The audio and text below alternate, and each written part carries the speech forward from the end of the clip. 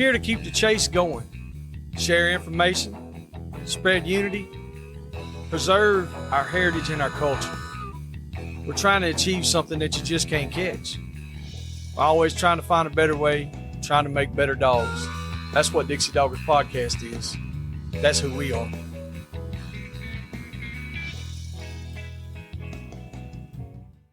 This episode is brought to you by Rankin Ranch 38 Cattle Company. Marc Rankin specializes in Brahma and Brahma Cross cattle in Oglethorpe County, Georgia.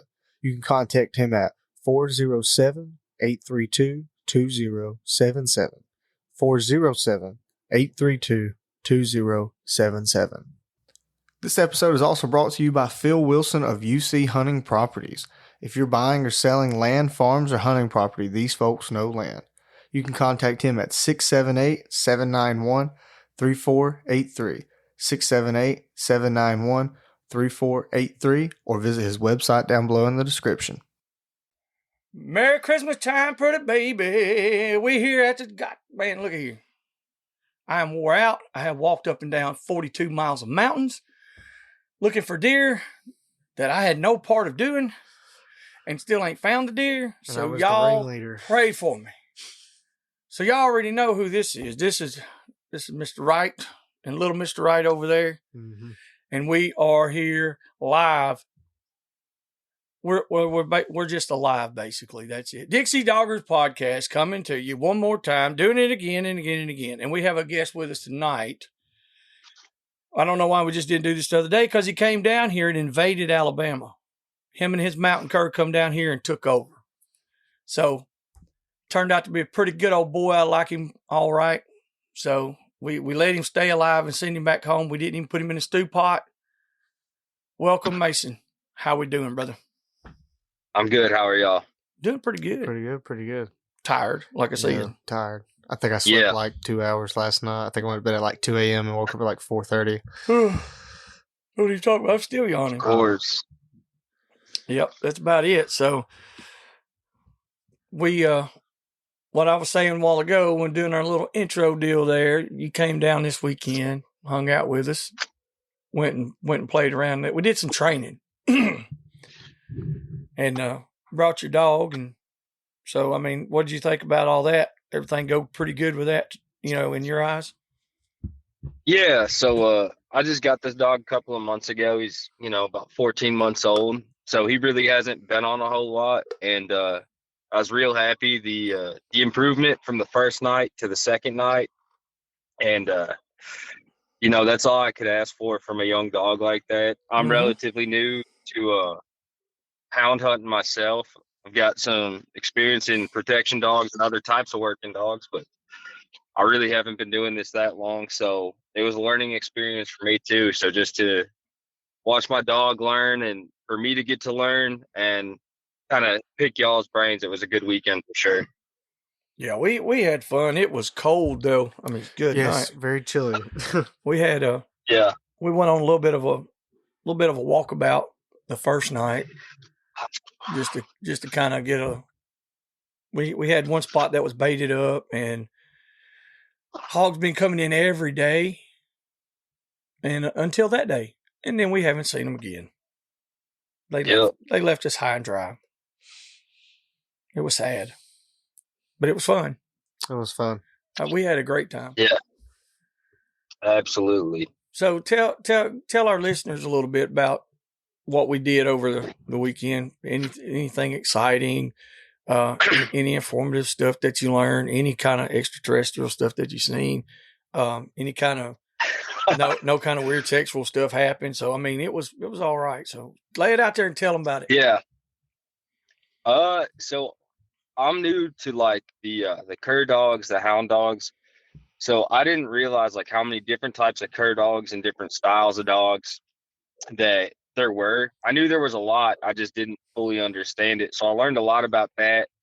I learned a lot about how to utilize a dog to the dog's strengths a lot better, and kind of how to play the terrain. I learned a lot about pig behavior, and scouting. Like, I didn't grow up hunting. I didn't grow up fishing. I was a city kid.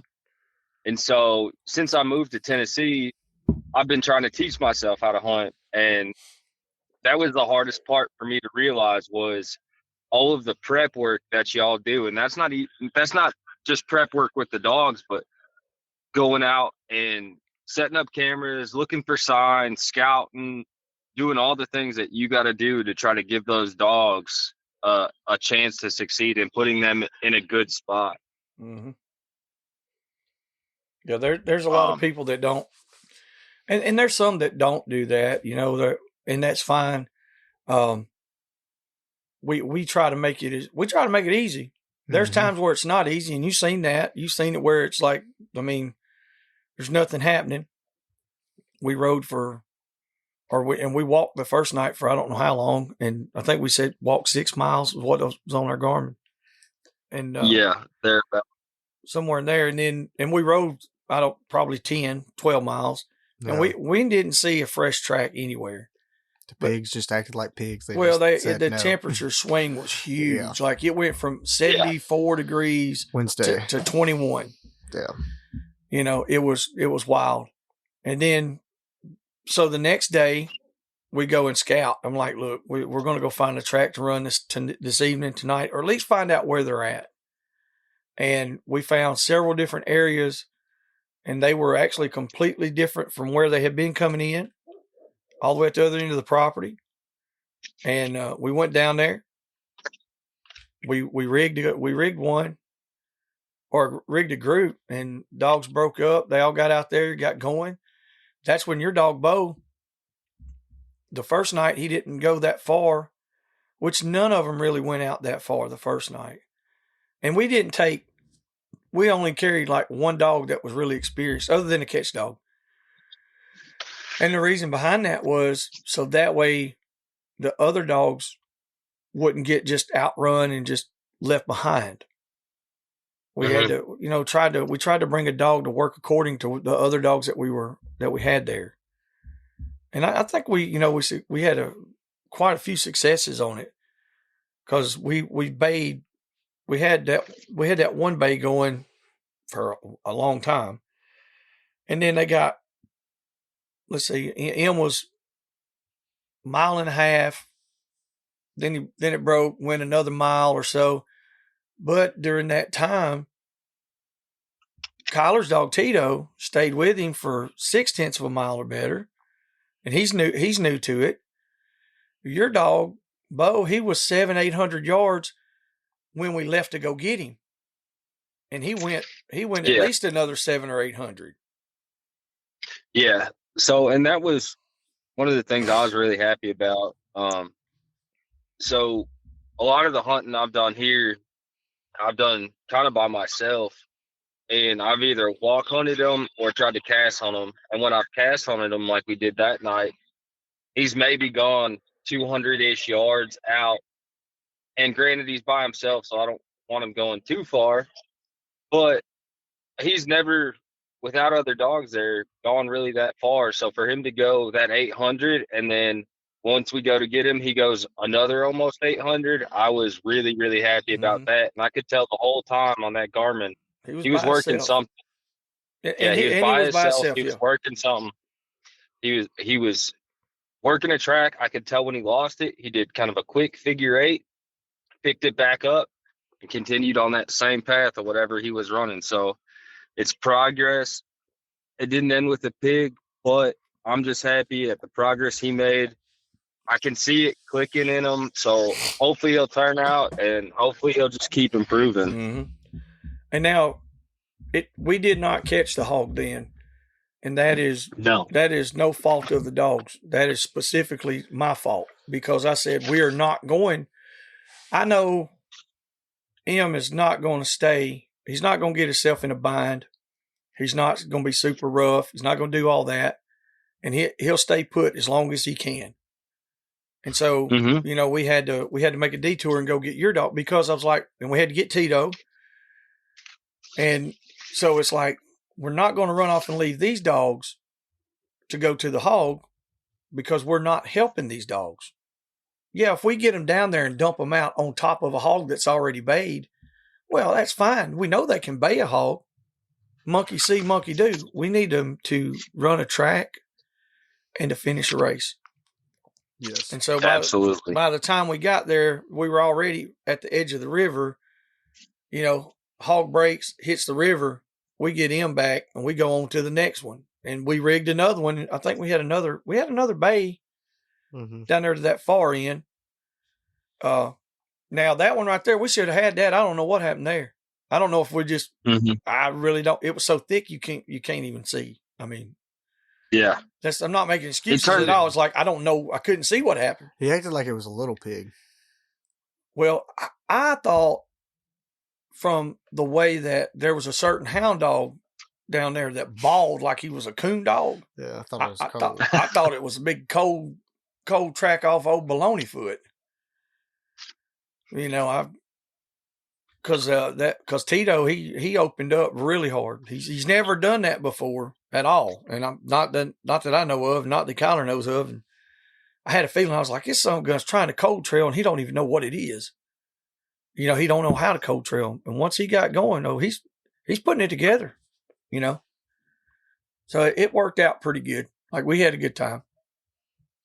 And we got Josh Neff. He stopped by and hung out with us with the High Terriers. He has some cool dogs. Oh yeah, they look sharp. What do you think about them, Mason? I think they are good-looking dogs. I've never been around them. I'd heard of them from y'all and kind of looked them up, but I didn't fully understand what they were. I think especially what he's doing with them, he's going to have some really, really good dogs here in the future. Those High Terriers. I'm excited for him, and I'm excited to see what he does with them. Yeah. Yeah, we are too. Like we carried that little pup Herm with us today. Carried him up there. We were blood tracking a deer, and I just let him run around the woods with us, and he would follow that trail. And this is no joke. Like there was one time where we had lost the blood, right where we first found it, and he kept going in over here between me and Nathan. He would just whine and whine like he wanted petted, and I was like, "Stop whining, shut up." And then he walked over. Nate got up, and I walked over. I was like, "Well, there's blood there." And Nate found blood at the other, or Nate found blood there, and I found blood at the other spot where he was whining. I was like, "Oh, well, he must have smelled it." And just, it's not that he's even smelling the blood. It's, the interdigital scent. But I'm like, so the little puppy's got a nose on him already. Now we got to let him figure out how to use it. Yeah. So he's got a good program going. So I'm excited to see what the future holds, and I'm glad to be a part of it. Josh has, invited us to work with him and been really, really resourceful and getting us dogs and letting us have access to them. So it's a good thing. Yeah. So, but I learned something while you were here. I learned quite a few things actually about about feeding raw. And that's what we wanted to talk about. So get into that. So you actually asked me a question, and I didn't have a great answer for you at the time. So I'm going to start with that, and then I'll get into the raw food. But first, I want to say this is nothing that's mine. I learned it from some old dog men who did the Belgian Malinois, the German Shepherds, the protection, and those type of dogs. That's where I learned this. And I took it, and I'm a curious guy. So I wanted to know, like, all right, you feed your dogs this way, and you've got dogs that should be living to 13 and 14, but they're living to 17, 18, 19, 20. And they're still active. Like I knew a dog that was 17 or 18 years old that was carrying around a 55-gallon drum in his mouth like it was a toy. So I started doing more research in it, and I found a book called The Forever Dog by Dr. Aaron Becker and this guy Rodney Habib. And basically what they do is they compile studies done by like PhD candidates and doctors and vets from all over, and they take all that research and they condensed it down into a book for just everyday people. So that's where I got pretty much all of this information. Like I said, it's nothing that I'm doing. I'm not reinventing anything. I just took what old dogmen said worked and went and found somebody that had tested it and was like, yeah, this actually works. Yeah. Well, you ain't going to make it in this world because you're being honest about it. You know what I'm saying? I mean, these some bitches gonna lie and say, I wrote the book on this shit, boy. I didn't even teach you shit, Mason. Damn it. Continue on. So you asked me about omega-3s versus omega-6s. Mm-hmm.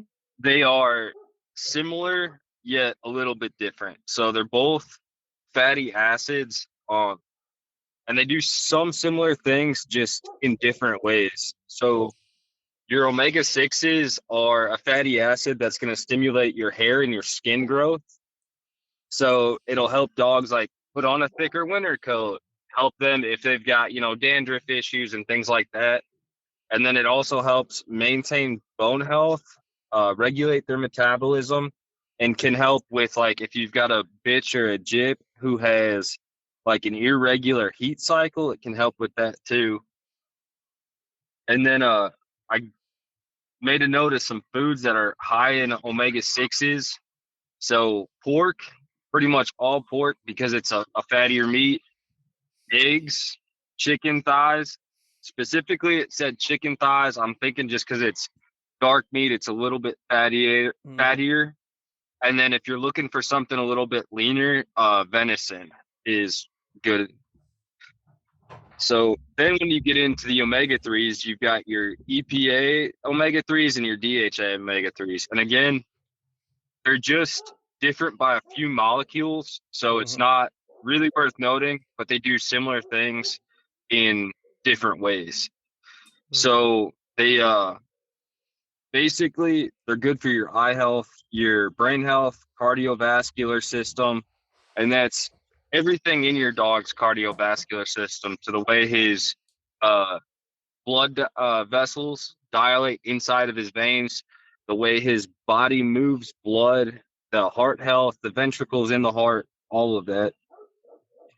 It's really good for anti-inflammatory properties. So obviously, like hunting dogs, where I'm at, Virginia, North Carolina, West Virginia, down on some of the areas and where you're at, where it's rocky, it's rough, it's hard clay, their joints are gonna take a lot of abuse. So it's really gonna help with that. And that's one of those things that cardiovascular system will help with too, is circulating the blood and moving a lot of that inflammation away from those joints. It's good for their immune system and their liver health. So it'll help prevent your dogs from getting sick. And when on the off chance they do get sick, it'll help them recover quicker. Weight regulation. So if you've got a dog that gains weight real easy or loses weight, this will help, again, balance out that metabolism the same way the omega-6s will. You've got reproductive health, again, with like your bitches and your jips. If their heat cycle isn't regular or it's too short or, something's wrong with it, this can help kind of balance that out and maybe not get it where it needs to be, but in coordination with other things, it'll help them. So maybe they're more breedable if you're looking to get a litter of pups off of them. Gotcha.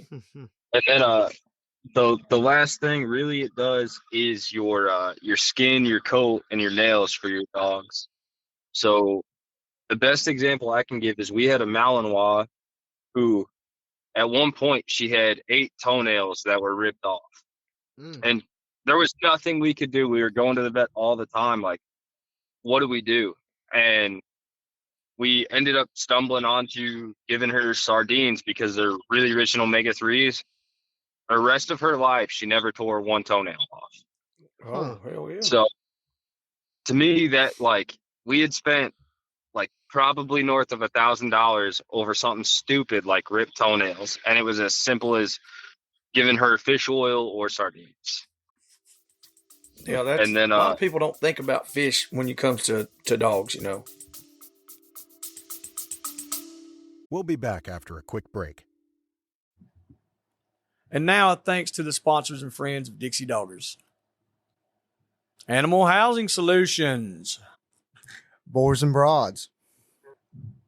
Crockett Taxidermy.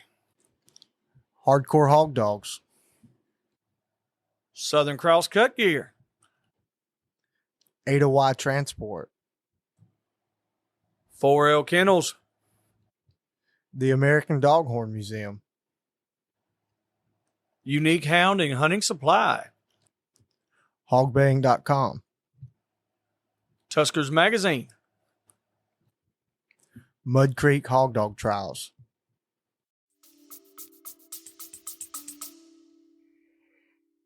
It's really, really good for them. And I mean, honestly, it's good for us too. And there's a lot of benefits to it. Like I said, it pretty much covers every major system inside of the dog's body. When you're talking about like organ health, brain health, skin, coat, nails, all of that stuff, it's like there's not really a lot it doesn't help. And if it's as simple as, you know, a 79-cent can of sardines or something for your dog, to me it's worth it. Mm-hmm. So some of the foods that are rich in omega-3s are like your trout, sardines, mackerel, salmon. And this summer I'm actually going to try catching more catfish and making like a catfish soup, kind of like how you guys do, because it'll boil all those fatty acids and stuff down into that soup, and I can put that into their food. Yeah, I've The only used thing with freezer burnt fish fillets the same way. Yeah, exactly. The only thing you got to be careful with that is making sure that you get all the bones out, obviously. Mm-hmm. Which that's, I mean, now how long have you been feeding raw, just strictly raw now, you said? I think we're coming up somewhere probably between 5 and 7 years. Mm-hmm. And so I don't have a huge yard of dogs. Currently I only have 3 dogs, but I'll be looking to get probably 3 or 4 more over the next couple of years. And just with the health benefits I've seen, and like, I mean, I have house dogs, but they're working dogs. They're protection dogs. My wife and I, we live on a farm, so like they're outside, they're working with us pretty much all the time. So I expect them to perform at a certain level, and if I can't expect them to do that off of McDonald's cheeseburgers and, you know, whatever, French fries or the dog equivalent of that. Mm-hmm. Yeah, Without a doubt, because it's tough. Like I said, it's like we got a dog named Louie, which you've seen him. He's a hard keeper. There's something there that we don't know yet. Something we got to figure out. But I mean, could you imagine if he was fed like just a really cheap dog food, like he'd just wither away? yeah. He eats probably almost nearly twice of what he really should eat. Like I said, and he's taken care of. He's wormed. He's got vaccines. All his vaccinations. Everything he's done is supposed to be done. You know, some dogs are generally, you know, dogs can be skinnier, but you know, we were talking about the pacing deal. Do you know he was doing that in the dog box today? Trying to Was pace, he really? trying to pace inside that dog box. Whew. I was like, Louie, dude, you got to slow down. Like, it's just good. I mean, he hunted hard all day. Yeah. He just wanted to go. Just go and go and go. All right, dude. So we're going to take some of the stuff like we talked about while you were here, start adding that in. See if we can't see if we can't do something a little different there. Yeah. Definitely has its benefits. Like you said, if you can't put McDonald's French fries in something and expect it to really perform. Absolutely.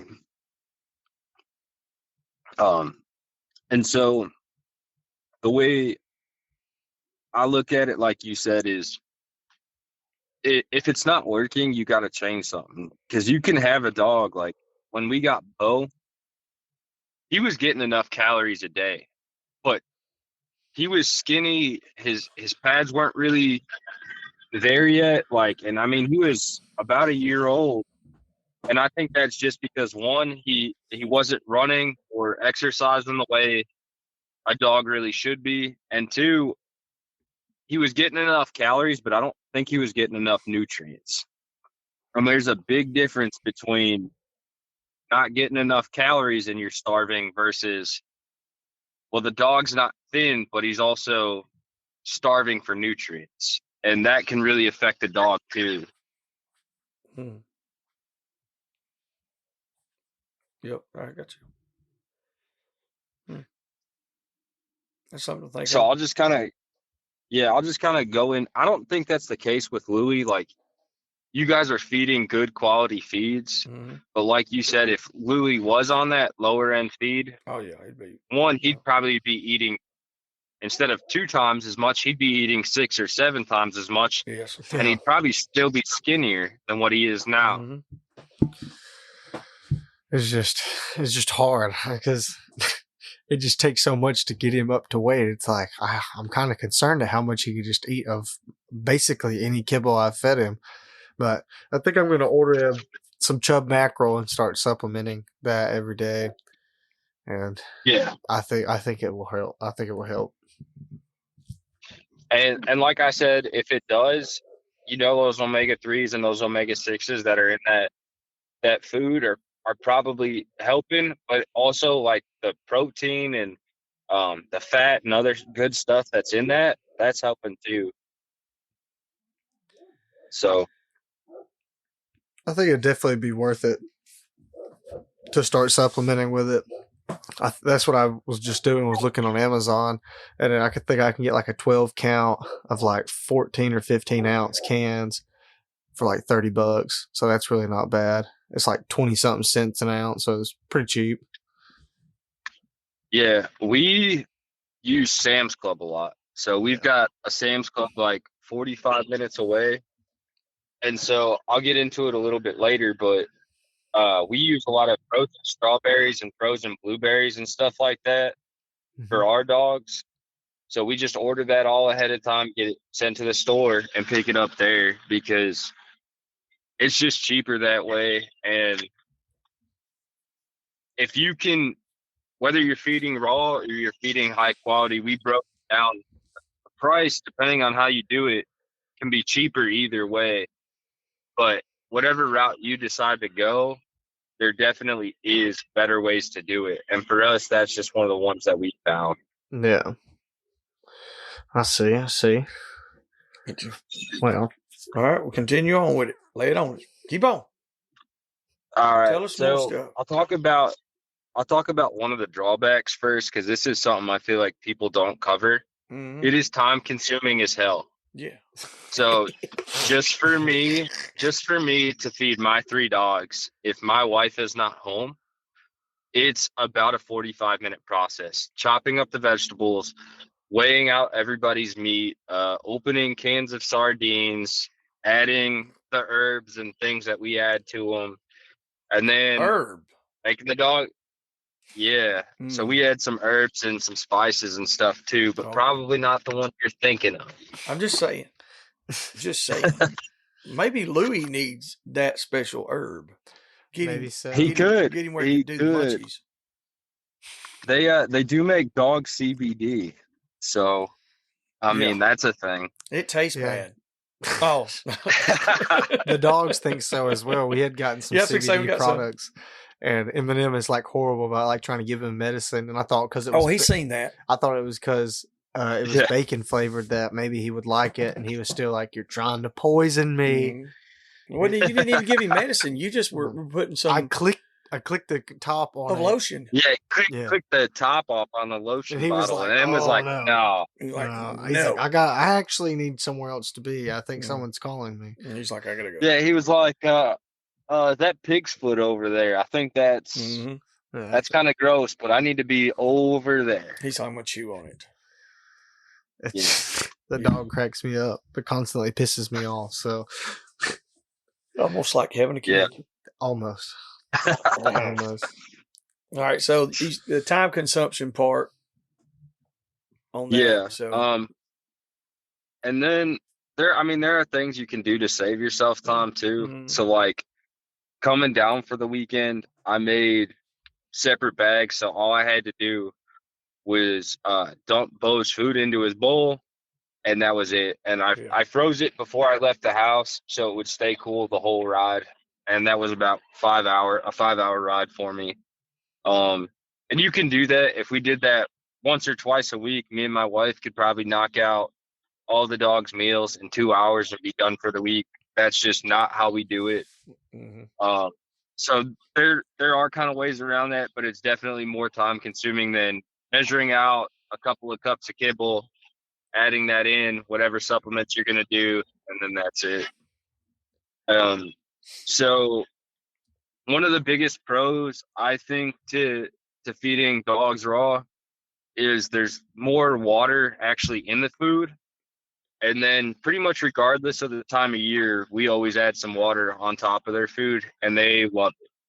So we never really have to worry about our dogs being dehydrated or anything like that because of that.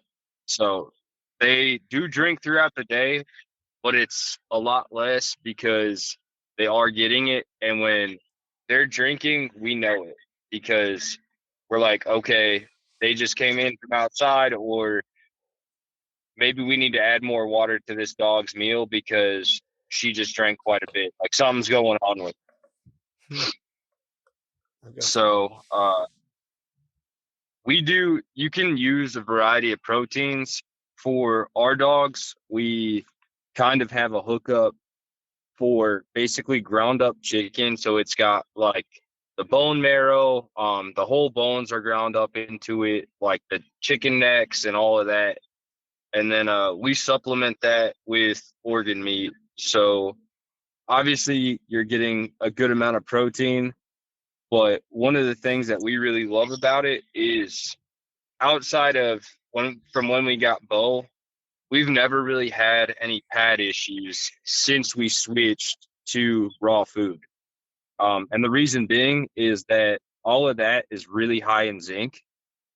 And when you cook meat or cook vegetables or pretty much anything, you tend to cook out some of those nutrients. And in dogs' cases, they are set up to digest raw meat. Like that's kind of the way their body works.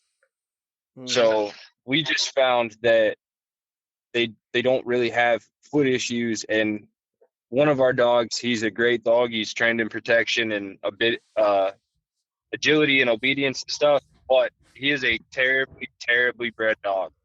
Like he was basically free, and it shows, I guess, to put it polite. But we've never had any paw issues where a lot of his siblings have. And so in our mixture for the ground chicken, the dogs are basically getting all of their B vitamins. They're getting collagen, and they are getting vitamin E. So all of that is really important. That's things dogs need. And then the organ meats, again, they're getting a lot of zinc. They're getting iron. They're getting CoQ10, which is one of the enzymes that helps dogs convert fat and protein into energy. Mm-hmm. So that is all really, really important for them. And the organ meats we buy at our local farmers market for a pretty reasonable price because there's not a huge line of people trying to buy spleen and kidney and, cow lung and stuff like that. So if you can find a farmer who's maybe has a lot of that, you can probably kind of work with them and get it at a fairly reasonable price. And then we supplement that with like chicken gizzards and chicken livers too. I like chicken gizzards myself. Yeah. Fried chicken gizzards are hard to beat. Absolutely. I don't like how long it takes me to cook them because there's a lot of prep work involved, but they're good. They're good. All right. Now, going into all this stuff like we're talking about now, like vitamin E, vitamin D, all the different vitamins and zinc and all the things that you're talking about, what's vitamin E good for in your dogs? Kind of give a rundown of some of those things. Like you said with zinc, it's good for this thing or that thing or whatever. when you're going through this stuff, make sure you give us a good, clear rundown on that. Because, like you said, it's got vitamin E in it. Well, what's got vitamin E for? All right. So vitamin E is a fat soluble nutrient. Yeah. And it helps a lot with some of your like soft tissue. So it's going to be like your brain, your skin, again, your eyes, stuff like that. So it's another antioxidant that's going to help carry a lot of that stuff over. Okay. Well, that's why I was asking, because it's like, I mean, like myself, I've researched a lot of this stuff and I know what a good bit of it is. But like some of the listeners, they might be interested in it. They might not know what it is at all, So I try to make sure we cover all those bases for that as well. Plus, like I said, I could if I don't know about it, then I get to learn something too. Yeah. These dogs sound like they're a little crazy. Is that M&M? Oh, it's your cup. I kept hearing something. Sorry about that, Mason. I kept hearing something going doop doop doop doop doop doop, and it's Nathan's coffee cup. I thought it was M&M trying to get in. Thought he was knocking on the door. All right, so what you got next? So I'm going to go into some of the vegetables that we feed and why we feed them. Yes. So the way it was explained to me, this old man told me that dogs need vegetables, but the way dogs in the wild get vegetables is through like the organs of whatever they kill or whatever they can find basically available to them. And that made a lot of sense. So that kind of is what, again, led me down this path, the research. So we feed acorn squash, and that's rich in vitamins A and C, which have to do with like the immune system and some of that other stuff. But it's really rich in your B vitamins. So that's your B1, your B6, and niacin, some of these other things. So basically, all that does, like your B1 plays a role in like their energy and metabolism function, their nerve function. Their B6 plays a role for, again, the metabolism, the immune function, the brain health. It's got dietary fiber. So again, that'll kind of help clean them out. If you've got a dog that looks bloated and looks slow and maybe doesn't have energy all the time, that's something that you can add that'll help kind of clear them out. It's rich in calcium, which again, like hunting dogs, regardless of what they are, their bones are just going to take a punishment because they're running all the time. I got you. So then one of our dogs is allergic to carrots, so we feed him parsnips instead. But parsnips and carrots have basically the same health benefits and the same nutrition info. So the reason we feed them is we notice they don't break down nearly as well in the dog's stomach, and it does help basically kind of clean out their insides the same way that a high fiber diet would. So they are rich in beta carotene, which is like that what makes carrots actually like red and orange. And it's found in some like dark leafy greens, but again, it kind of helps clear their system, maintain like a steady digestion.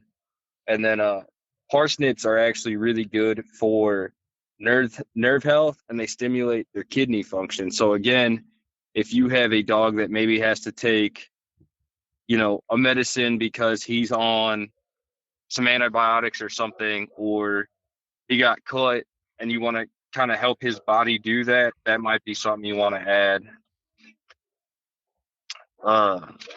So we add bell peppers too.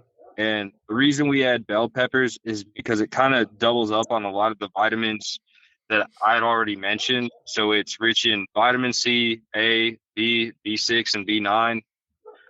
And so with those, mainly the reason we add them is because we can grow them ourselves, and they grow really, really easy. Mm-hmm. And so the B9, one of the things we really like about that is we're planning on breeding one of our Rottweilers in the next year or two. And that's really, really good for DNA synthesis, preventing birth defects in your bitches and your jits. And then it's crucial for cell growth. So it helps them grow healthy puppies. Well, I can definitely So, see how that's beneficial. Yeah, yeah. without a doubt, especially to people who are breeders out there, or that are interested in breeding dogs in the future.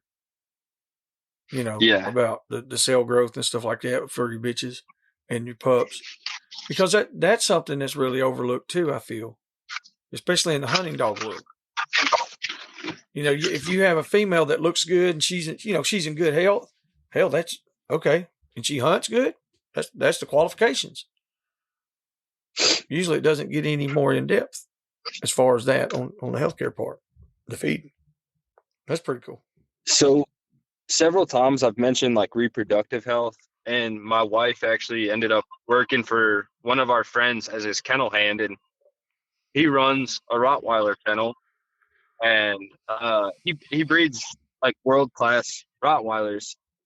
And when he first started out, he had a lot of issues where he'd maybe get 2 or 3 pups a litter, and he's like, I don't understand what I'm doing wrong. He started doing more research, and then he started implementing a lot of this for the dog's reproductive health, especially for his female dogs. And he noticed he started getting litters where it's like, okay, now I got 7 pups. Now I got 10 pups. Mm-hmm. Now I got 12 pups. Well, I've got 12 healthy, fit pups that are all about the same weight, and none of them are sick. And mom still doesn't look bad. Like starts to look bad about the time the pups are getting weaned because Mm-hmm. she's feeding 12 pups that are all healthy. But he noticed a big difference when he started to supplement, and he's still on kibble. So, I mean, it's not even like he was doing that, but he knew when, okay, this dog is 3 months out of heat, I should probably start adding some bell peppers to her food just to be sure. And he did that with a couple of other things, and his results, like I said, it's nothing that I invented or figured out. He's an old dog man. He was having issues.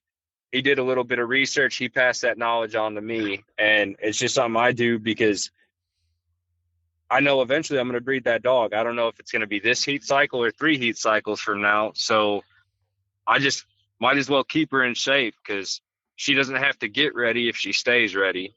Yeah, there you go. Exactly. So the next one I'm going to talk about is pumpkin, and a lot of people probably know this. We don't do this all the time, but if I've got a dog that's having digestive issues, whether it's not pooping at all or it's got diarrhea or whatever, you can use pumpkin depending on the amount. So if you add too much, it'll act as a diuretic and make that dog go to the bathroom. If you just add a little bit, it should help kind of solidify that dog, and hopefully help him prevent him from dehydrating himself. And if you've got other issues, like you've got a real bad case of worms, or you've got coccidiosis, or something like that, you're going to need to see a vet. This is not going to cure that by any means. But if it's just some freak thing where, for whatever reason, the bacteria in his stomach's off, or he's just got diarrhea like people get from time to time, that will kind of help take care of that for him. And again, it's rich in vitamin A, it's rich in vitamin C, it's rich in vitamin E. Hell yeah. So we rotate spinach. Again, this is depending on the time of the year. Sometimes we can get it, sometimes we can't. So it's rich in lutein, and I think I'm going to say this wrong, but it's zeaxanthin, and those are really, really good for their eyes.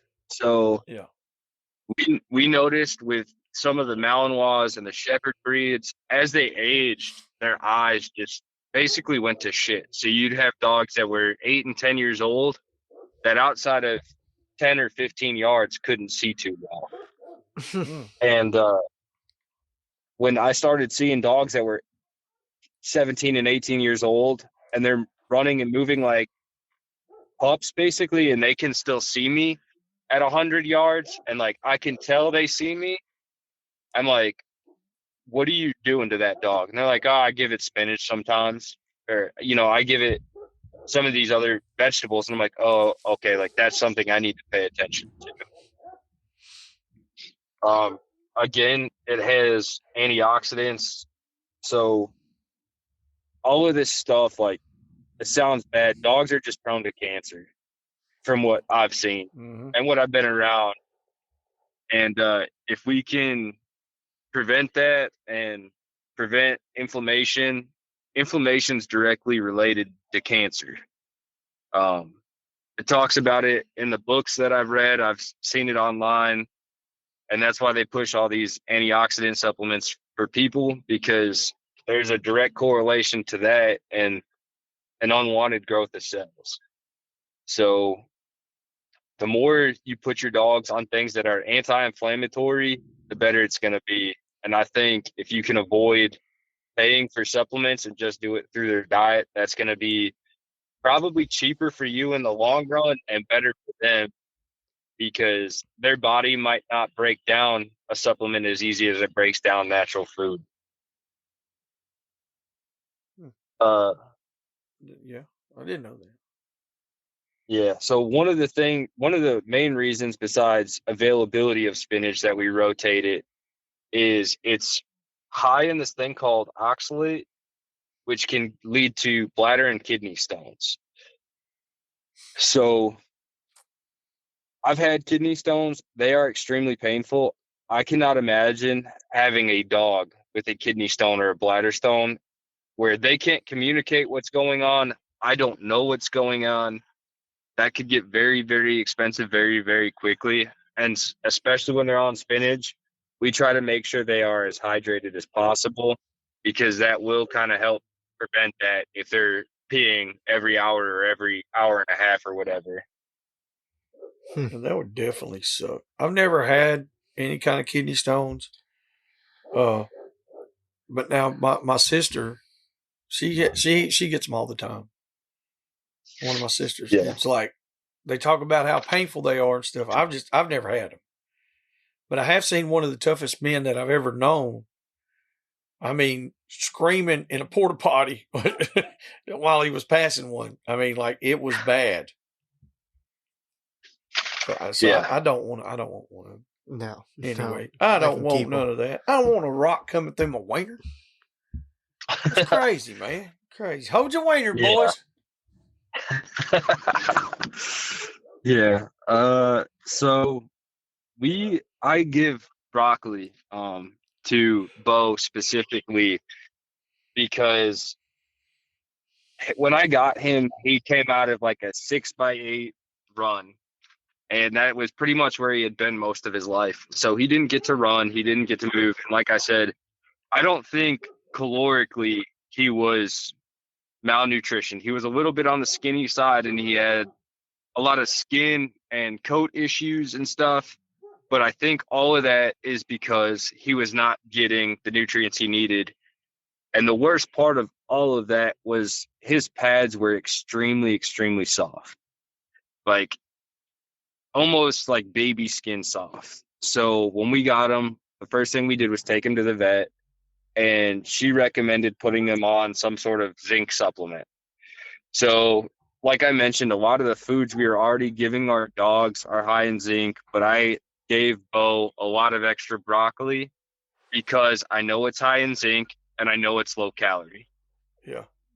We knew because he was nutrient deficient and we were basically putting him on a really high nutrient diet that his body would probably hold on to it.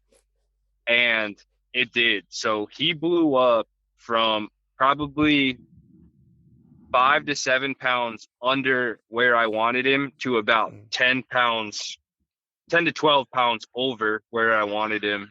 And so I had to bring him back down. And all of that happened in about 8 to 10 days. Oh shit! Yeah. Wow. And it was pretty wild to watch. But in the course of that week, he basically grew brand new pads on his feet.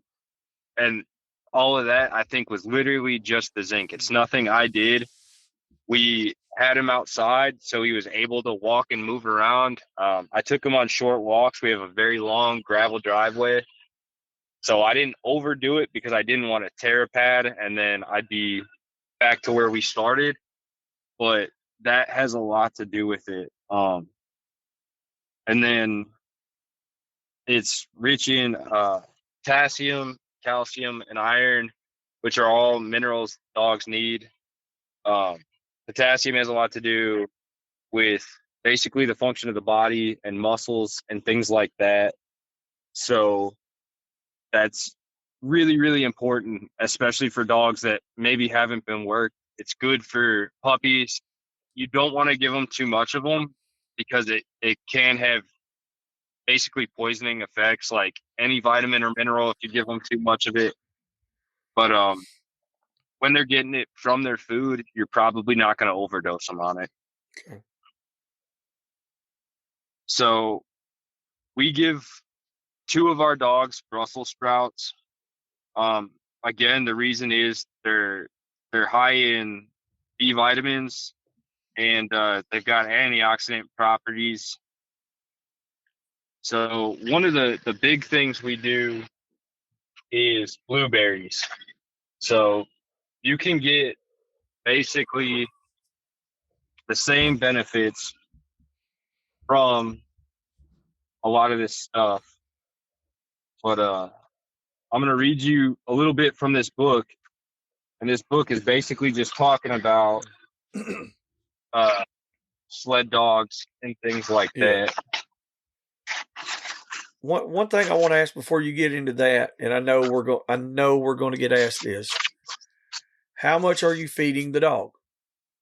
And I know it's going to depend on the dog. So, like caloric intake per pound, or weigh it out per pound for your dog or whatever, or per 10 pounds or whatever.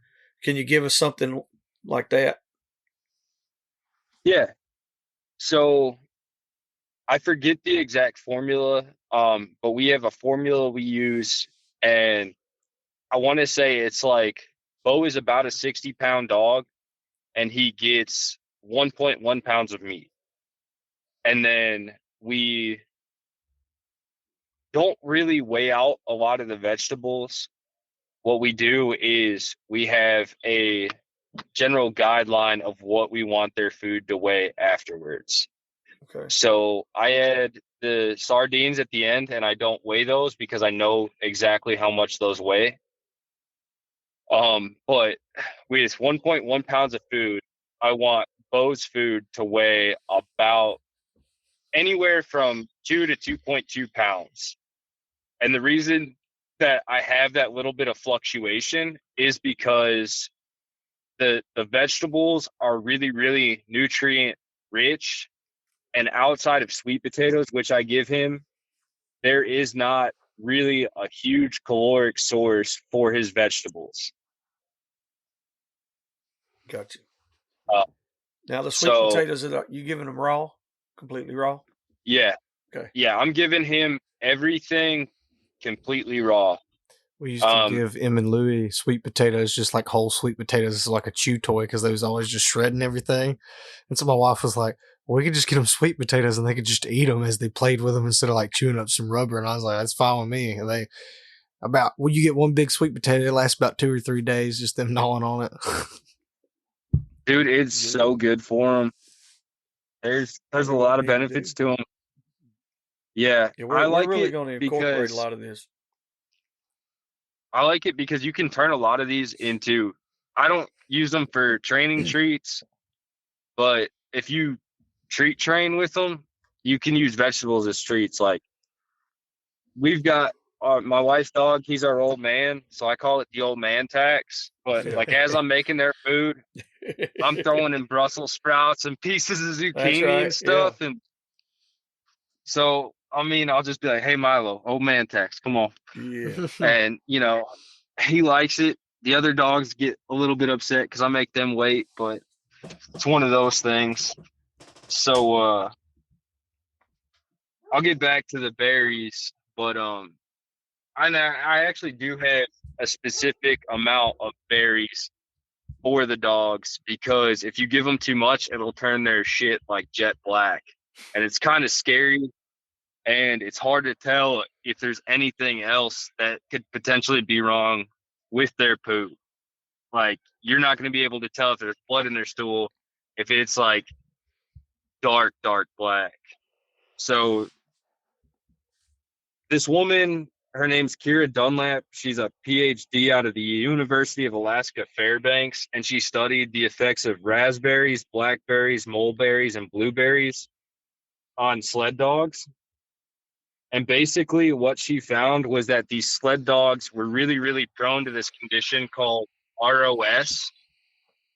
And what that was they would run these dogs so hard that their muscle would begin to break down into individual proteins and lipids and could potentially poison their blood. Mm-hmm. So the raspberries, blackberries, and mulberries were so rich in antioxidants that it basically counteracted all of that and reduced the amounts. So it says in blueberry fed dogs, she showed that they enjoyed greater amount of total antioxidants in their blood plasma immediately post exercise, which better protected them against the deleterious effects of oxidative stress. And basically all that means is when the dogs are running real hard and pulling a load, their muscles are under stress and they're beginning to break down. Dogs who were fed on this immediately had antioxidants working to clear some of that out. And she said, we use a lot of frozen blueberries as training treats when fresh blueberries are not in season. But more than one blueberry for every 2 pounds of body weight a day can lead a dog to having completely benign dark poop.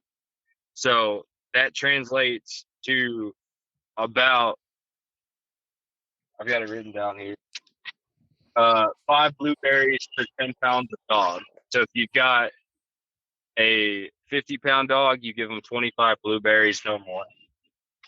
Gotcha.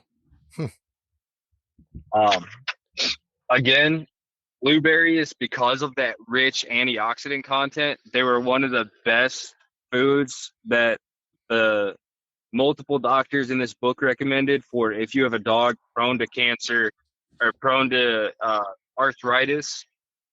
Highly, highly recommended. In the doctors were saying, get them on blueberries, keep them on blueberries. It's pretty good. And I don't know how expensive are blueberries. Like, and the reason I say that because guys like us that have a really big yard of dogs, I don't see where we could put this in every meal every time. But like say we could do it just like a weekly menu and say, okay, we're going to add, like we're going to add more vegetables for 2 or 3 meals. And then we're going to do more berries for a meal or two. You know what I'm saying? To kind of divide it up some, I guess, to offset, because it would get expensive to do this with a 30 or 40 dogs. Yeah, to scale it up is definitely the challenge. So people that have 5 or 6 dogs, just a regular pack of hunting dogs and no extras or not raising pups and not have a big yard, they could realistically do this. Sam's Club would be probably the best option. Yeah. Outside of that, you'd probably have to find more like farmer's market, restaurant, distributor. Farmer's market would be what I would recommend because you're helping somebody directly. Yeah. You're helping Mr. Tom or Pawpaw Henry or Miss Gladys for what they've done. Their time, effort, and their work, and their blood, and their sweat, and the tears that they put into growing stuff at a farmer's market. Mm-hmm. By American. And that's what we do with our sweet potatoes. So we have a really great farmers market in town. You already told me how And you so just for done us, hustled that old woman out of her stuff. Don't try to tell no stories, Mason. You done told us how you done it. You we should be get there. ashamed. We get there first thing in the morning, and I say, I will buy all of your sweet potatoes. Hell yeah. What do you want? What do you want for them? There you go. And usually they cut me a deal because they don't Sure. have to sit there 5 or 6 hours. I would. And I'm more than happy to pay it. I'd probably pay a little bit more. But if that old lady is like, you know what, it's more worth it for me to get home and not be here. If she's versus, happy, that's all that matters. You're happy? Yeah, Good she's deal. happy. I'm happy. It works out. Well, we have a dehydrator. So we dehydrate a lot of that stuff.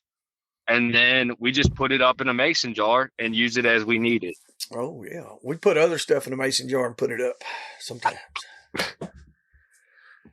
We'll have to do that on my next trip down. Yes, sir. I put jerky up like that. I take my deer jerky, and after I get through dehydrating it, I hide it in places all through the house. I saw this jar sealer, and it was for like pint and quart jars. Ooh. It's called like Everjar or something like that, and it's a vacuum sealer for jars. So it's basically like air canning, I guess, or just vacuum You sealing. blow your it can. up. No, just suck all the air out of it. So like I you know. can put dry goods or anything like that inside of a mason jar, and then actually seal it closed. I thought that was pretty cool. Yeah, it would be pretty cool. Man. You can put that shit up forever and ever and ever. Yeah. So, with the what else did she find out on the berries, other than like giving her too much, make their stool black? Is there any other side effects, long term effects, or anything like that? Nothing bad. Basically, it helps your dogs age slower and is really good for that arthritis, that cancer.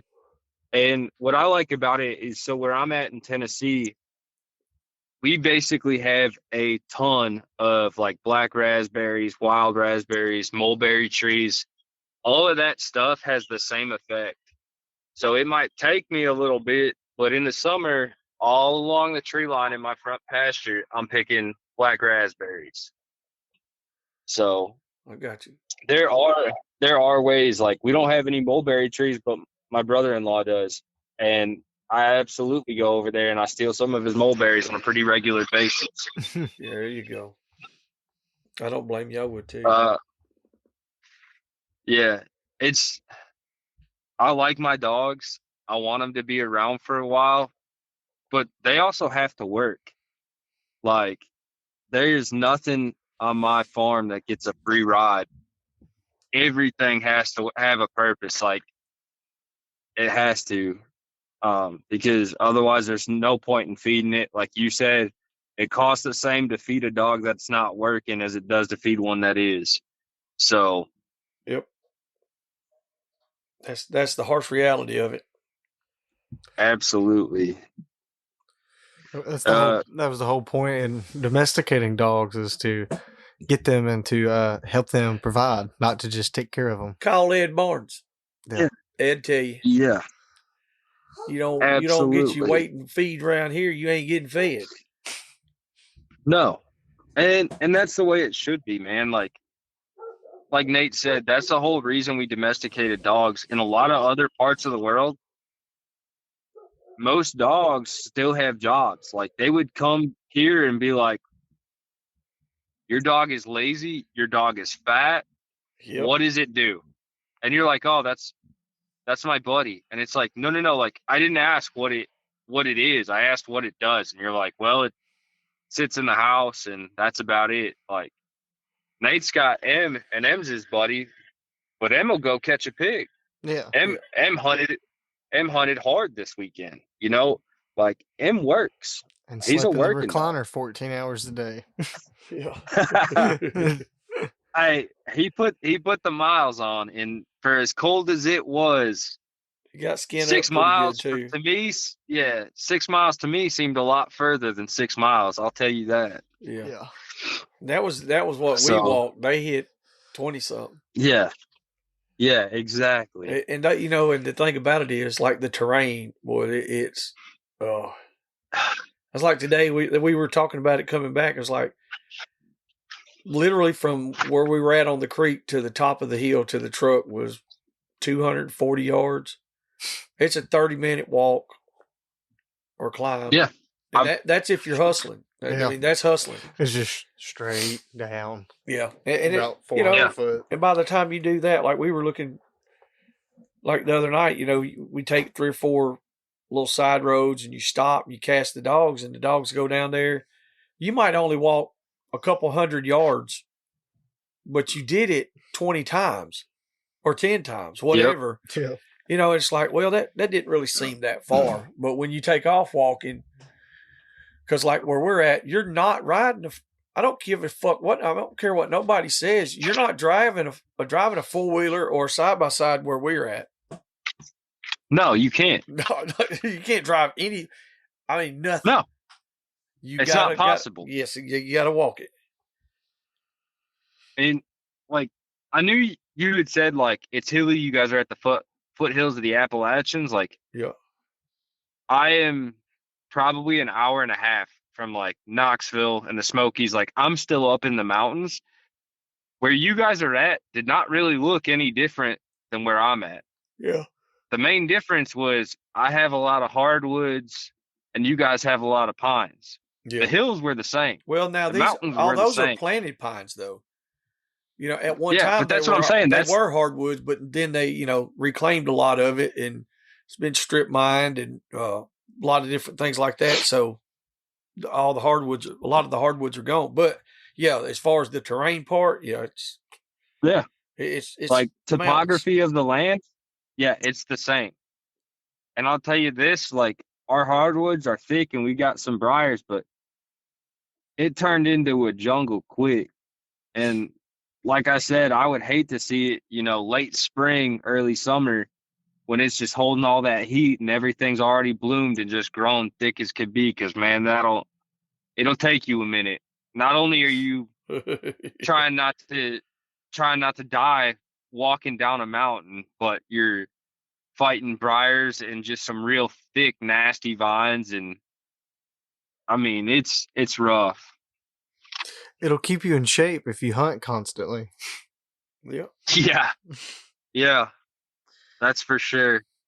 Usually the spring a little rough.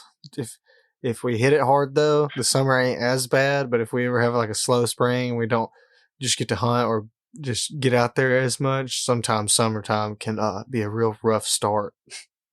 And the other thing is, I'm many sure. damn spider webs. Oh, It's ridiculous. like the guy Jesse Yeah. that moved down here to Alabama. That's what one thing we was talking about because he lived out west. He said, or we were walking, and I asked him, I said, "Have you gotten any spider webs?" And he said, "No." I was like, "Well, I think I've found them all."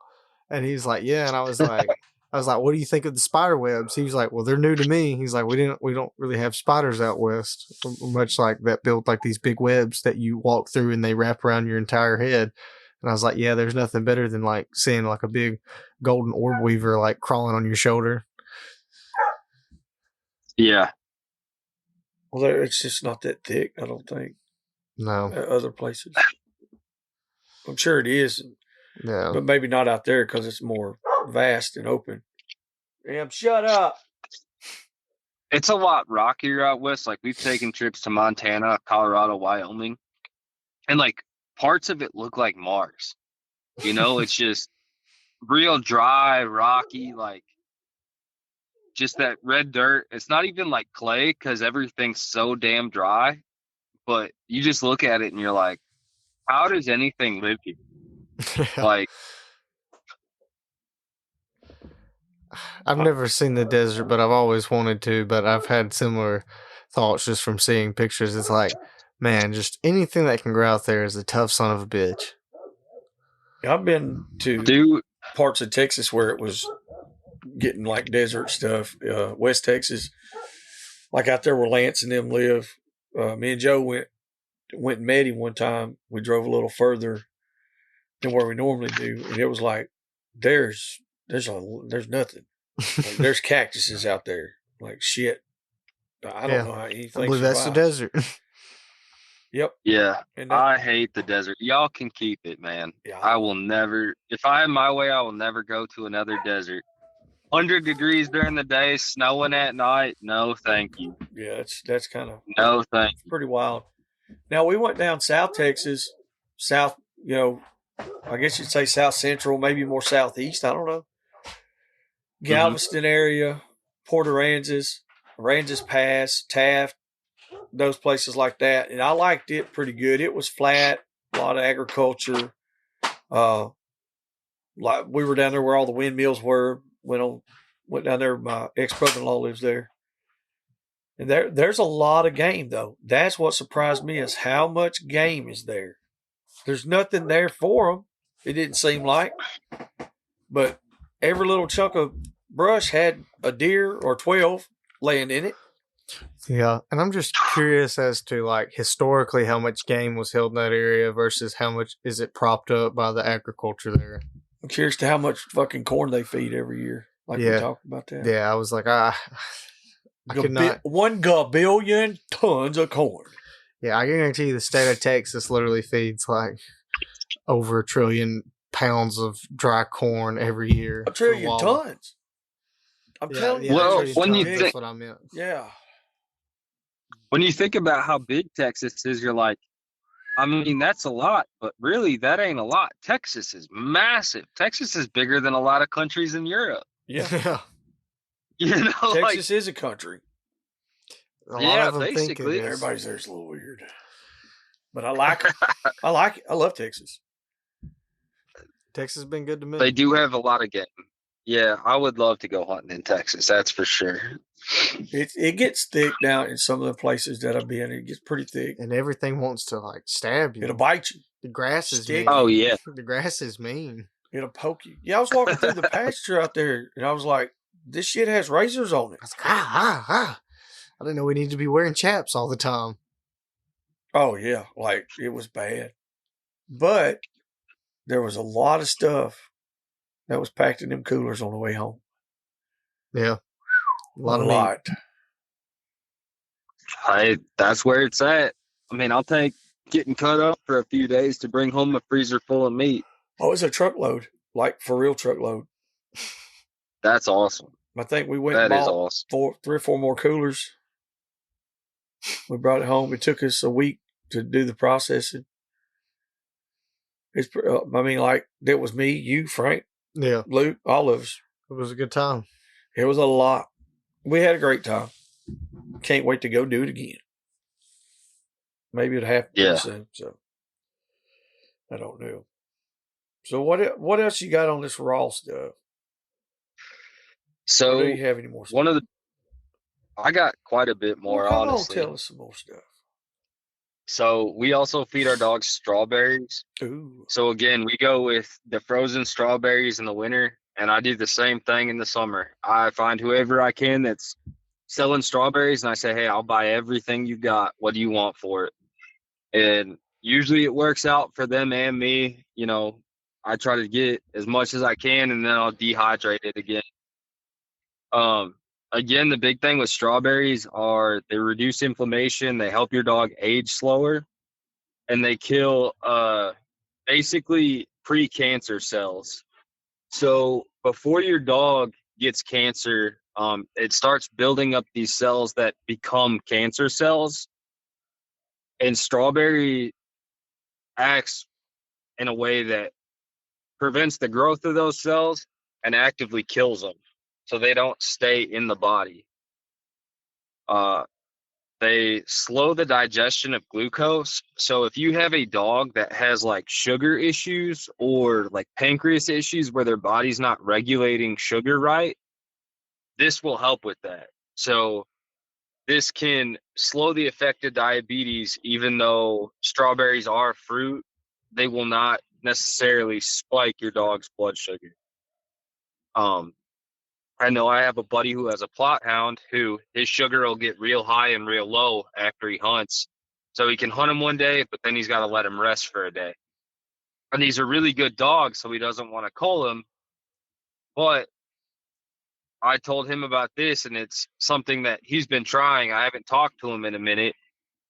So I don't know if it's working, but I know he tried giving the dog peanut butter, giving the dog rice, like doing all these other things, whether it was a simple carb that would raise his sugar or a complex carb that would kind of level it off and give him a slow release to try to stabilize that.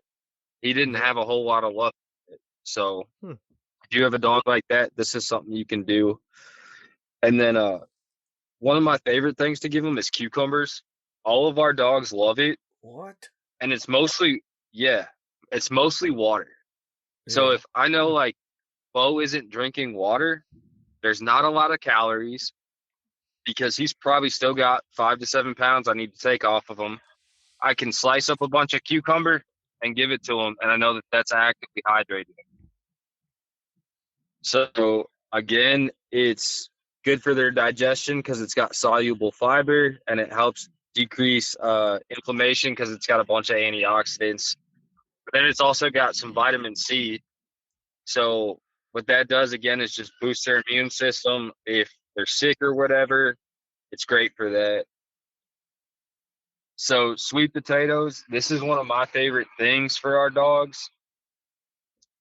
So it's rich in basically every vitamin I've listed, but I noticed that it makes a huge difference in our dog's gas tank. So it's a complex carb, but for whatever reason, the dogs seem to break it down and utilize it really, really well. And so they have incredible energy. So when I had my Malinois, if I went and did a 3-hour agility training session, and then I did a 2-hour protection session, and then I went and I did like a 5-mile man track, I could get home and go play fetch with her for an hour and a half, and she was cool. It didn't affect her gas tank at all, where normally if I wasn't feeding her those sweet potatoes, she would have that, oh shit, I really worked hard today. I need to take a break. All right, I had a couple hours rest. Let's go do that tracking session. Okay. That was a long track. It's hot. Like I needed another break. So as long as you're keeping your dogs hydrated and stuff, I noticed that that really, really helped with their energy level. They don't have these crazy spikes and drop offs. And if you have an in shape dog, it's going to allow them to perform much better throughout the day. That's something good to know right there. Yeah. For sure. Yeah. So the last thing, 2 things we really feed our dogs are zucchini and yellow squash. So again, your vitamins A, your vitamin C. For zucchini, the main difference between that and yellow squash is that it has vitamin K, and niacin. Niacin is a B vitamin, which has a lot to do with your dog's energy levels, and it's just one of those things that's good for them to have.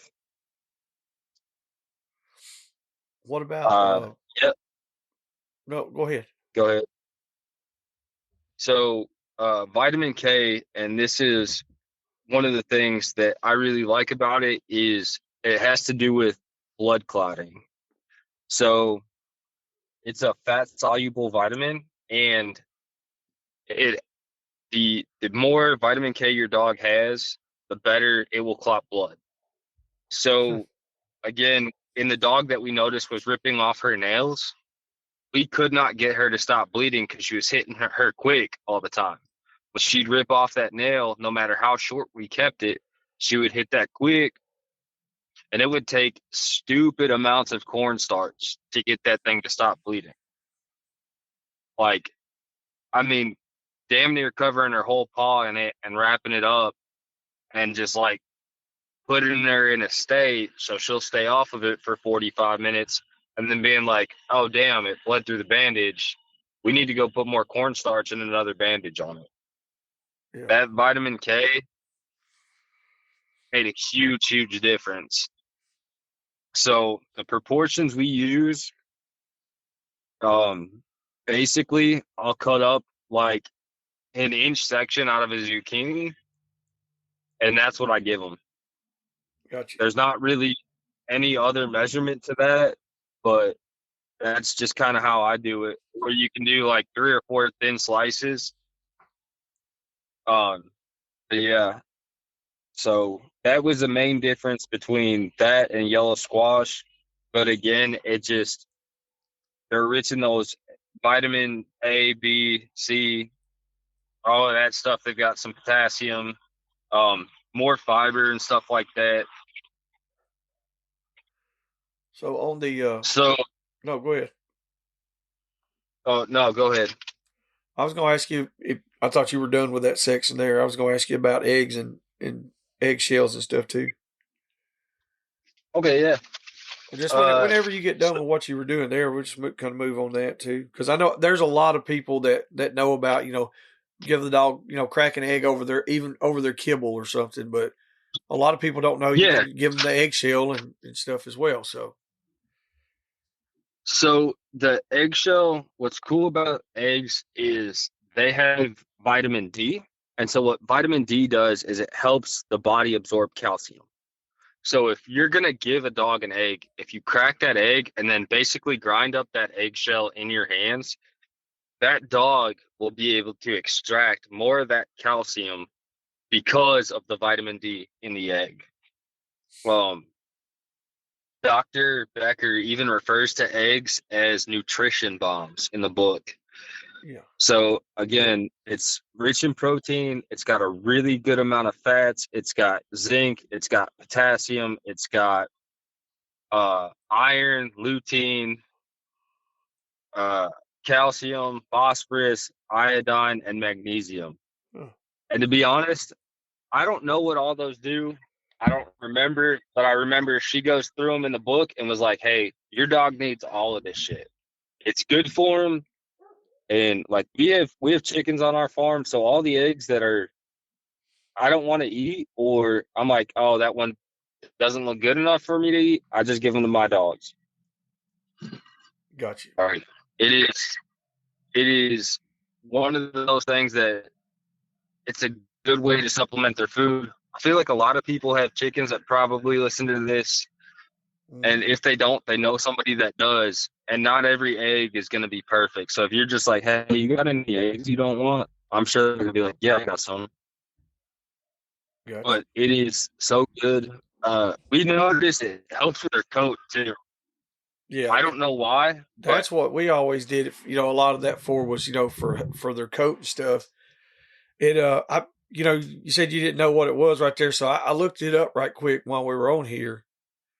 And all I did was just Google search, health properties for dogs from eggs. Something very simple that anybody could do. And it just says, this is the AI overview that they do now. Eggs are a healthy addition to a dog's diet because they contain many nutrients, including protein, vitamins. The vitamins are A, B2, B12, and D. They support vision, energy levels, bone health, and the nervous system. Omega-3 and omega-6s, which nourish a dog's skin and coat. Then amino acids. They support tissue repair and transporting oxygen throughout the body. Of course, a lot of us know that guys that played ball or worked out and stuff like that about the BCAAs, branched chain amino acids and stuff.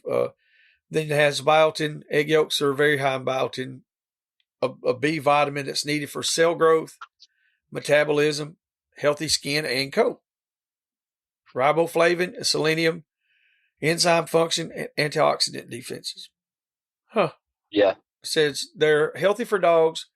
It says they should not be fed daily, though, to avoid a biotin deficiency. Okay, that's all it says. That's what I found as an overview on it. So what you were saying, you had all of it there, but I was just going over what each one was supposed to be for. Yeah. That's pretty cool, though. I mean, I didn't know that eggs did all that. I mean, I would like you said, we always threw an egg on there, kind of help with their coat, their skin and their coat, Yeah. Always worked pretty good. Mm-hmm. That was honestly the first thing I had heard about it was, hey, if you've got a dog that's got real dry skin, or he has some patches in his coat, put an egg over his food. Yep. And that's when I was feeding kibble. So that to me, and the guy I heard it from, he was just an old farmer who had a couple of cow dogs and was like, yeah, that's what I do. Uh-huh. I'm like, well, your dogs look pretty good, and they're bullying 2,000-pound cows every day. Yeah. So the fact that they don't have big holes in their coat or whatever, like, that tells me something. Exactly. And now I know So, what it's for people that are starting out to feed raw, say they want to transition. What we have done in the past, I think we had talked a little bit about the satin balls. mhm.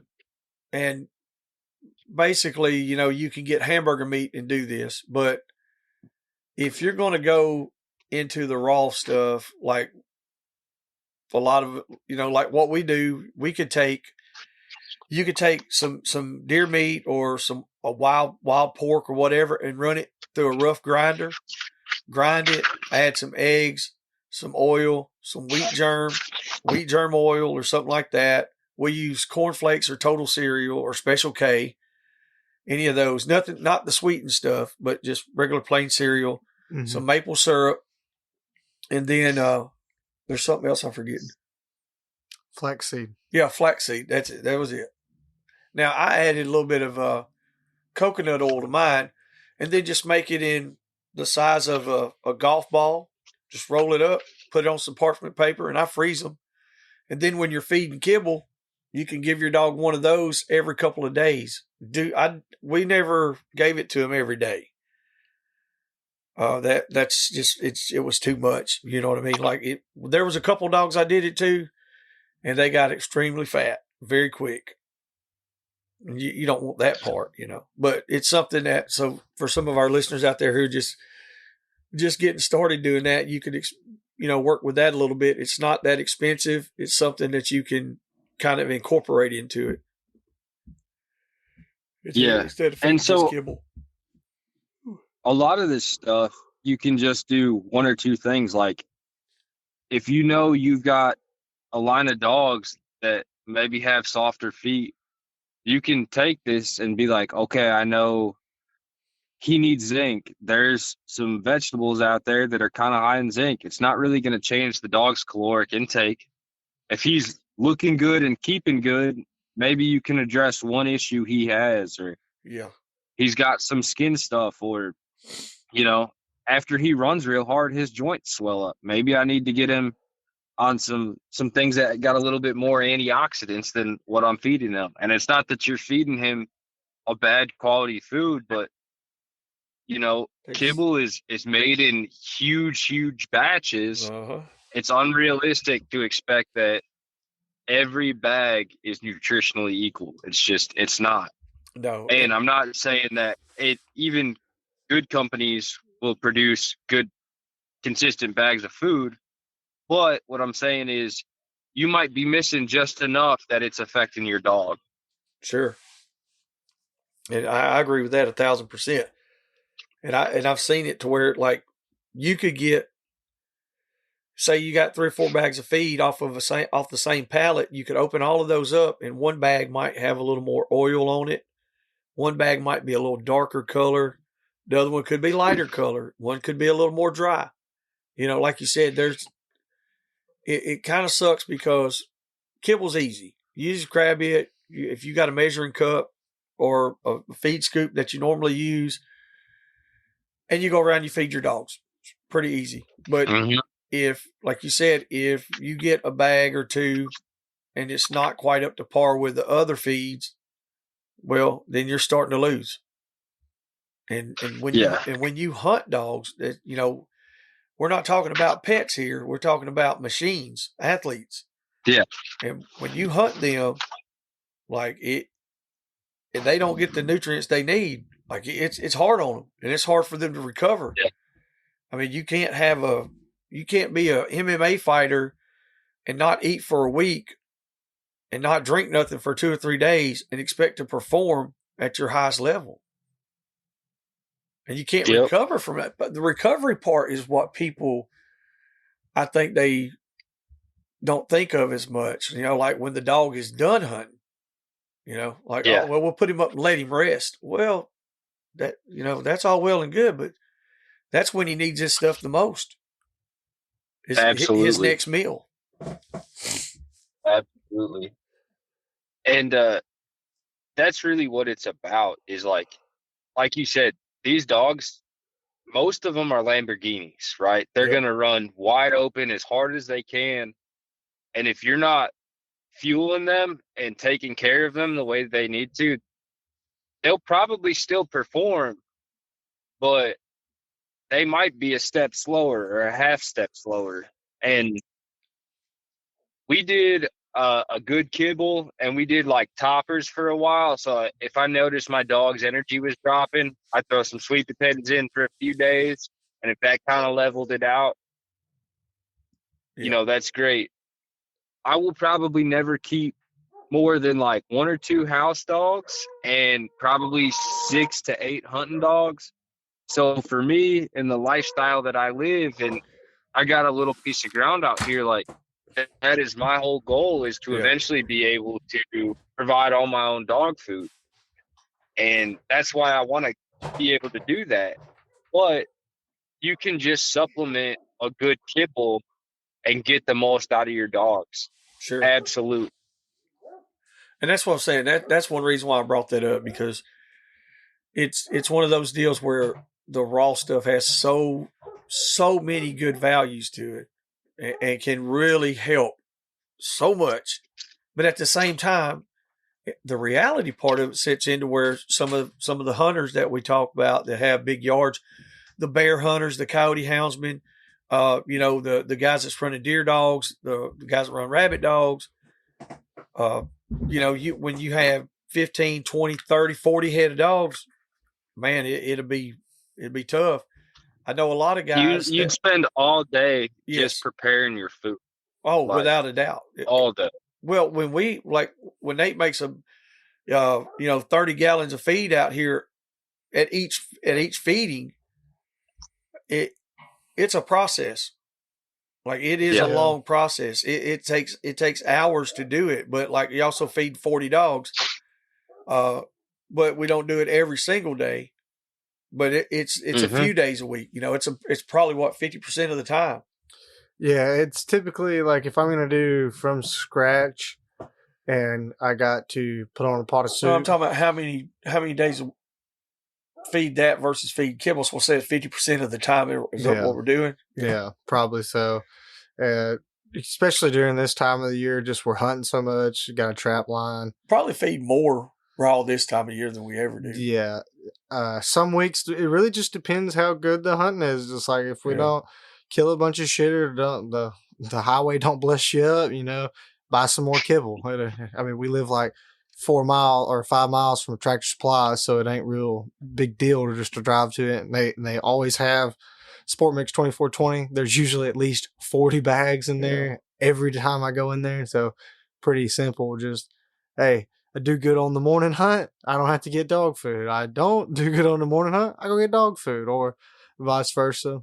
Just that's more how we roll this time of year. Whereas during the summertime, we typically want to stock the dog food up because typically feeding later at night during the summer, I'm probably trying to feed after it's like already dark, either that or like first early thing in the morning, and just not doing as much hunting during the summer.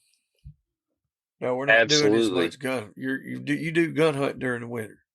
We hog hunt in the summer. Well, no, I'm just talking about hunting in general. Like instead of hunting twice a week during the summer, I'm usually hunting 4 to 6 times a week during the winter. Yeah, but I'm talking hog hunting though. Yeah. That's the only hunting that matters. The other shit ain't nothing. Hey, I love it. I love it all. I don't discriminate. Nope. I don't. I know. I don't like nothing but hog dog hunting. That's it. Running hogs. Everything else is a waste of time. So I went on like a veterans hunt for my very first hunt, and it was like a upland game hunt in southern Wisconsin. Oh Lord. And so you didn't have to be quiet. This was probably close to 10 years ago. You didn't have to be quiet. You had the dogs out in front of you. I was like, oh, this is pretty cool. Breathe. Well, so when I bought my place in Tennessee, I started doing research on how to deer hunt because I'd never really been deer hunting. And I was like, man, I think this is going to suck.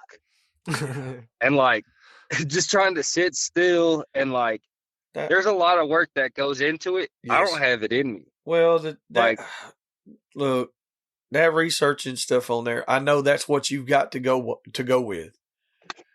Best thing to do is find some good old boys and go with them, like us, or find somebody that's close to you.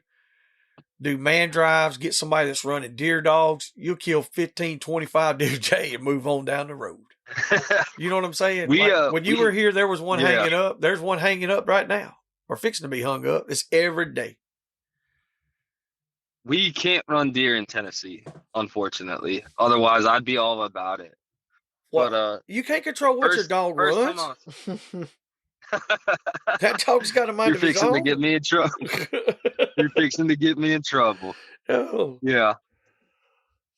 You gotta protect your dog from these deer. I'm telling you. Absolutely. That's why if a deer comes up on me, I stab him. Shank him. I did. Me and my wife, we had to run to town and do a few things real quick before everything shut down for the holidays. Yeah. And I saw this little deer, probably 6 months old, and we were driving up the driveway, and it was just looking at us. And I said, "That right there, you know what that is, babe?" And she goes, "What?" I said, "That's a Nate special." Yes, sir. Said, "No white spots on the back, just legal."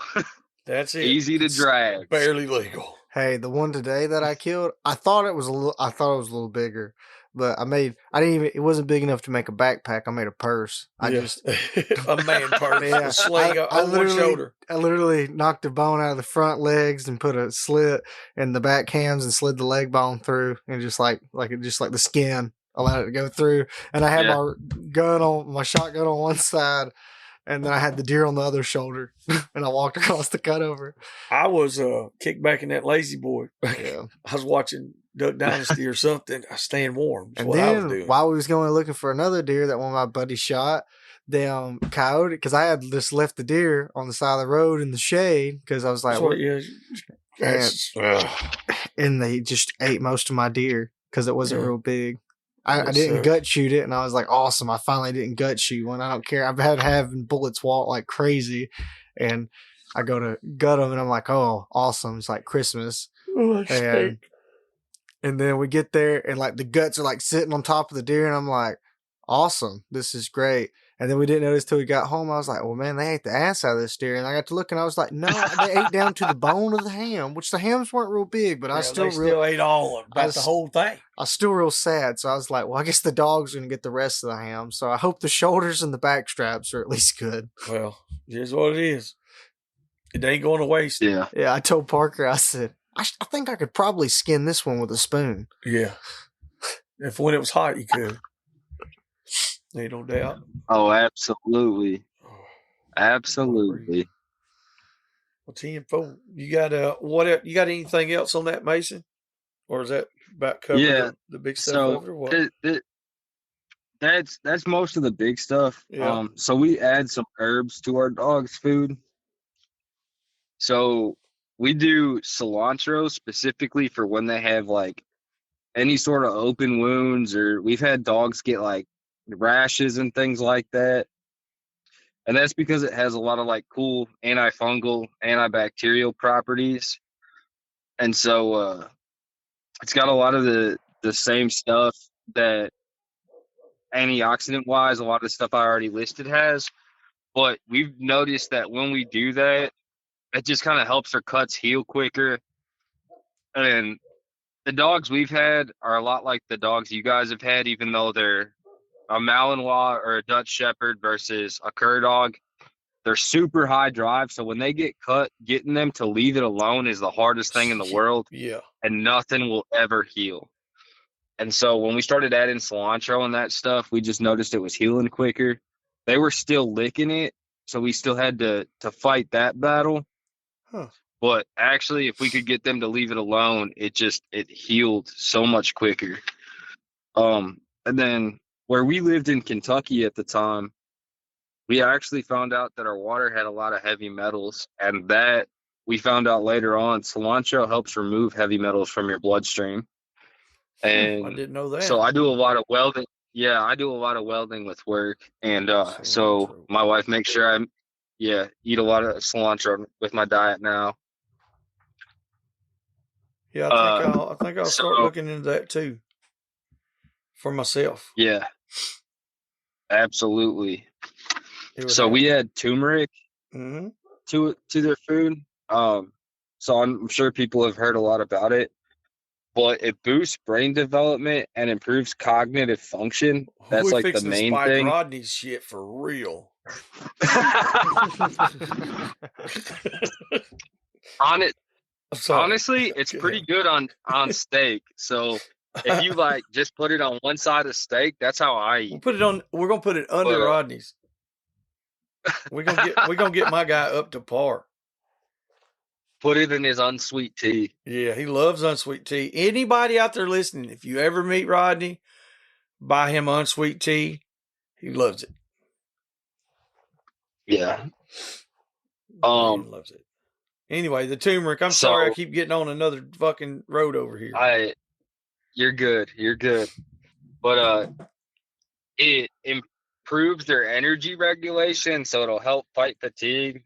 So like if you run a dog real hard a couple of days a week, we literally just do like a kitchen spoon, like you would eat cereal or whatever with. We do about that size and put it on all the dog's food for the turmeric. And we've noticed that it just kind of helps them with all that. And then I don't really understand how, but she said that, or Dr. Becker said that it significantly reduces the likelihood of developing serious health conditions such as heart disease and diabetes in dogs. Sweet. So that was her words. So I haven't had any major heart issues in dogs, but I know some people who have. Mm-hmm. And it's heartbreaking to watch a dog that's still relatively in good shape body-wise just not be able to do it. Yeah. And to me, if I can avoid that and I can keep my dog, like if his body's breaking down, it's one thing. But if his mind is there, his body is still there, and his heart just physically can't keep up, and he knows it, like that sucks. Yeah. Watching my buddy go through that, I was like, my heart broke for him. Yes. So I wish I'd have known a lot of this stuff years and years ago, man. Because I had my dog, which I've had a bunch of them, but like my dog Lily, she made it to 15, right at 16 years old. And I mean, imagine what could have, imagine how long she could have lived. Yeah. She didn't eat none of that.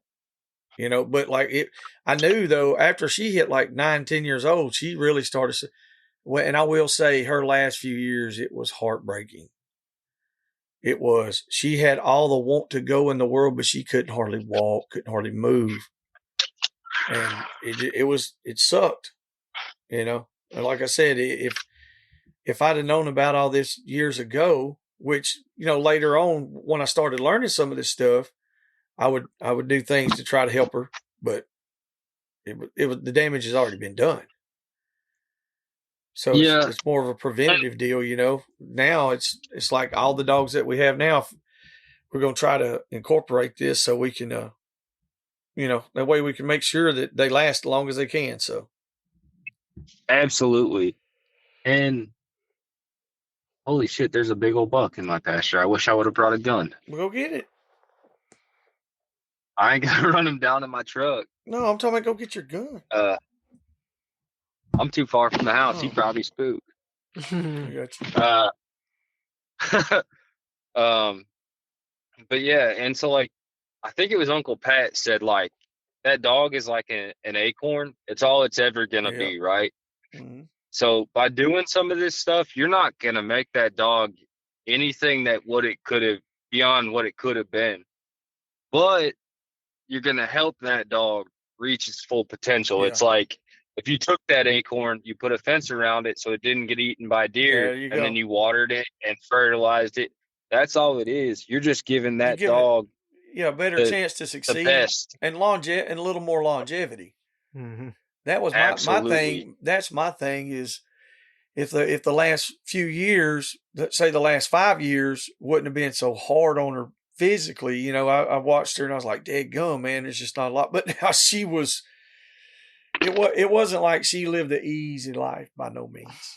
She liked it hard. No. That dog loved it. She was one of those dogs that was like, I need to get run over once a year by a car. And I need to get shit whipped by a boar hog every single day. Yeah, she was one of them. So, but I mean, knowing all these things now, maybe that'll help some of our listeners out there. And if they have any questions and stuff like that, they can get a hold of us, or they can get a hold of you, actually, maybe if you don't mind answering questions. And also, like some of the notations in the books and things that you have, that you get some of this information from, you might want to send. You could send some of the titles to Nate, and he could add them in the description. Yeah, you could send me just links to the books. Yeah, or links to the books and stuff. Check. Yeah. That way, listeners can read some of this and bring it all in and learn this stuff themselves as well. I mean, having a shortcut from somebody just telling you what to do is great, but once you read it and actually learn and understand the full aspect of it, it will bring a lot more clarity to what you need, so you know what to look for. If you know what absolutely, if you know what to look for, you'll know what you need a little better. So, absolutely, and that's the main thing is like if you start looking at your dog as, well, I'm having this issue, it needs something. Yeah. If you just kind of change your mindset, because I didn't grow up with dogs. So when I got my first dog and she was just ripping off toenails all the time, I thought, oh, this dog just has fragile toenails. And then I started doing more research, and I had an old dog man be like, hey, that's not right. Why is that dog doing that? And I'm like, holy shit, he's right. Like I'm thinking about it all wrong. I'm not thinking like, oh, I guess the dog's accident prone. Like, probably shouldn't be doing that. That's what it is. And I think you just gotta kind of ask that question is like, well, I want to hunt my dog 3 times a week. It can't hunt 3 times a week right now. Why is that? Is it because it's getting banged up and we're just hunting in rough country and it needs more time? Or is it because its joints are swelling and I'm not giving the dog what it needs to recover? Or is it something else? Like if you kind of, like you said, if you can figure out what the issue is, you can figure out where to work that, how to solve that. And the diet portion is just one part of that. So I bought you guys this book and I sent it to your house, Joey. So it's addressed to you and Nate. Okay. So I think it's supposed to be getting there later this week, but I'm sure the holidays will kind of mess that up. No, we appreciate that, man. Thank you. Sir, thank you. No problem, guys. But yeah, and I just like having information. So the more information you can have, and even if it's, hey, don't go buy books or whatever, ask other dogmen, because that's how I learned all of this. Yeah. Like, no, I'm one of those. I love books. I love books, man. Yeah. There are old dogmen who learn stuff that are not in books. Oh, yeah. And I would have never even thought to look this direction if it wasn't for old dogmen being like, hey, dummy, you're doing it wrong. There you go. Like, look at this. And I'm like, oh, shit, you're right. Like, I probably should have just listened to you. And that kind of changed my mindset, too, because it's like, whether it's hunting dogs or protection dogs or cow dogs, if this guy's been doing it 50 years, he probably learned it from some guy who was doing it 50 or 60 years before him. There you go. So if I don't learn from him, I can only ever be half as smart as he is. Mm-hmm. Like, I'm going to be half as dumb as I could be. That's exactly right. We talked about a lot of that shit over the weekend while you were here. It's like I've talked about people who breed dogs and they're like, yeah, I bred this certain dog and I made this and I made that. And I'm like, well, there's people that's been doing the same stuff. You might not have known about it, and it would have been a lot easier, and it wouldn't have took you 10 years to do this if you had just got with the right people. Yeah, a lot of time, absolutely. or if you had just listened to somebody who knew what they were talking about. Like if somebody tells you, "Hey, your dog is going to do this, so look for this, this, and this," and they're like, "No, my dog's not going to do that." Well, there's a reason why they said that. It's because they see something or they know something. Yeah, And they've been doing it a long time. They've been doing it long enough to know. absolutely. So, Absolutely. but man, we really appreciate you taking time and sharing everything and going through all this stuff with us. Thank you it's right here. It's Christmas time, man. I mean, we're here. What is it? Christmas Eve today? Yeah. What day is it? I don't even know. Yeah, today's Christmas Eve. Yeah, it's Christmas Eve. So Yeah, it's Christmas Eve. we wish everybody out there Merry Christmas, especially, you and your family. Thank y'all. Like I said, thank you for taking your time out on Christmas Eve to talk with us. I know a lot of things like this, like podcasts and TV shows and stuff. Normally they don't really do stuff on the holiday itself. They'll either just run an old one, or something like that, or do some kind of big special. We're not special. We just do the same old damn thing all the time. So we really do appreciate you taking your time and doing this. And it's been very informative. Yes. And I learned a lot of stuff. So now, Good, I'm glad. If you guys, go ahead. I was just gonna say, if you guys need anything or if you have any questions or anything, holler at me. Like I said, I got that book coming to y'all. And if there's anybody else who has questions, feel free to hit me up. So T-info. Yes, We'll put all your info. Like I said, Nate, put your info down there in the description on this. So, man, Merry Christmas to y'all, and we got to go take care of some Christmas Eve stuff ourselves, brother. sounds good. Merry Christmas, y'all. Yes, sir. All Merry right, Christmas. Thank See you, you, buddy. Mason. See ya. Well, T-info. He's a wealth of knowledge on that raw feeding. Like when he was here, we were talking about it. I was like, dude, we got to do the podcast on some raw to help, because it really does have a lot of advantages. Ain't no doubt. So, also, Merry Christmas.